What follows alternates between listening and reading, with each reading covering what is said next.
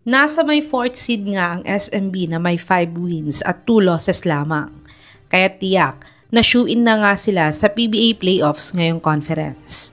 Pero kailangan ngang maniguro sa lineup ng SMB dahil sila nga ang defending champion ngayong Philippine Cup. Kaya't bago nga ang PBA playoffs ay nais pa nga nilang mag-trade para mas lumakas pa nga daw ang lineup nila. Kaya't narito nga ang latest trade targets ng SMB bago ang PBA playoffs. Top 5, Cade Flores. Si Flores nga ay isa sa mga rising star player ng Titan Ultra. Pero open for trade nga daw ang mga players ngayon ng Titan ayon sa may-ari nito. Ngunit si The Beast Calvin Abueva nga lang ang not for trade ngayon para sa Titan Ultra. At isa lang din ang ibig sabihin nito na open na for trade na din itong si Flores ngayong conference.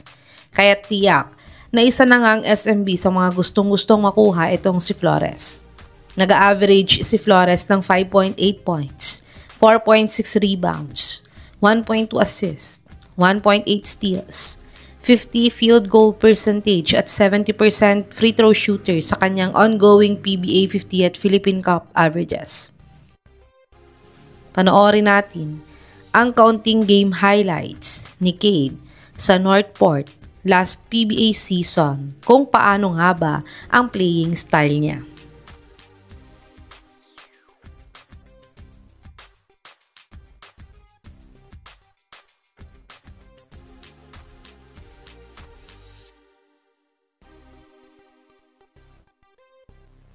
Top 4, Luis Sanggalang. Si Sanggalang nga ay isa sa mga rising star player ngayon ng Terra Firma Jeep. Pero bumaba nga ang averages si Sanggalang simula nung dumating si Jeric sa Terra Firma ngayong Philippine Cup. Ito ay dahil mas madaming ang touches sa ball si Ahan Misi kaysa kay Sanggalang, na halos siya lang at si Nonoy ang gumagawa sa Jeep. Kaya't kung nais nga magpa-trade ni Louie ay isa nga ang SMB sa mga gusto siyang makuha ngayong PBA season. Nag-average si Louie ng 11.5 points, 6 rebounds, 1 assist, 0.5 steals, 42 field goal percentage at 83% free throw shooter sa kanyang ongoing PBA 50th Philippine Cup. Panoorin natin ang maikling game highlights ni Sanggalang sa Jeep kung gaano siya kagaling na manlalaro.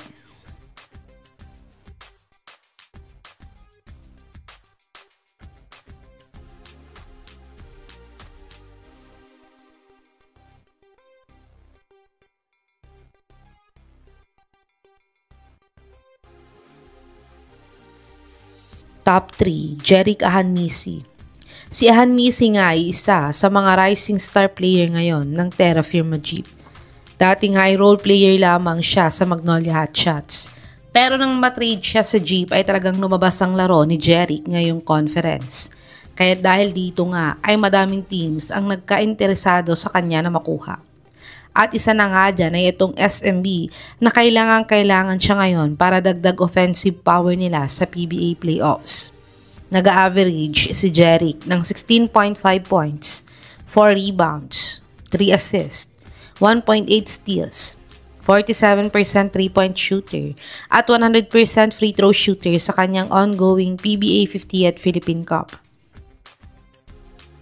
Panoorin natin ang isa sa mga latest na basketball highlights ni Ahan Misi sa Terra Firma Jeep kung paano nga ba nag-improve ang laro niya.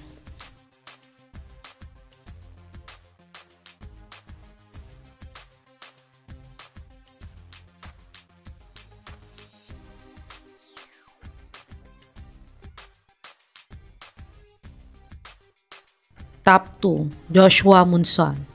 Si Joshua nga ay isa sa mga star player ngayon ng Titan Ultra. Pero sa kapapasok na balita nga ay nasa may trading block na ng Titan itong si Munson. Pero ayon mismo sa may-ari ng Titan na si Sir Brian Calantoc ay sa may big man lang daw pwedeng i-trade itong si Munson. Kaya't ayon naman sa source na to ay balak daw i-offer ng SMB si Mo Tautua at Jeron Teng kapalit ni Joshua Munson at Cade Flores. Nag-average si Joshua ng 21 points, 5.1 rebounds, 4.8 assists, 1.3 steals, 32% 3-point shooter at 78% free throw shooter sa kanyang ongoing PBA 50th Philippine Cup.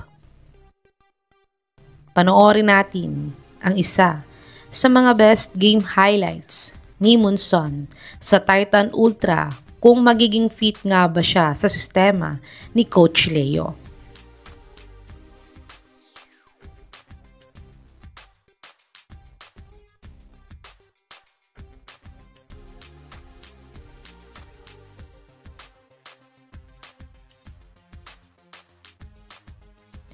Top 1, Jason Perkins.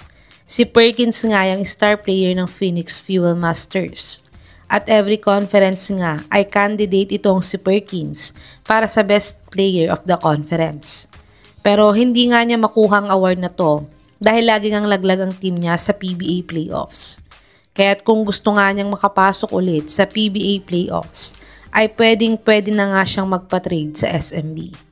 Si Perkins ay nag-average ng 16.5 points, 6.3 rebounds, 2.1 assists, 0.4 steals, 23% 3-point shooter at 77% free throw shooter sa kanyang ongoing PBA 50th Philippine Cup. Panoorin natin ang isa sa mga best game highlights ni Hefty Lefty sa Phoenix kung gaano siya kagaling na player.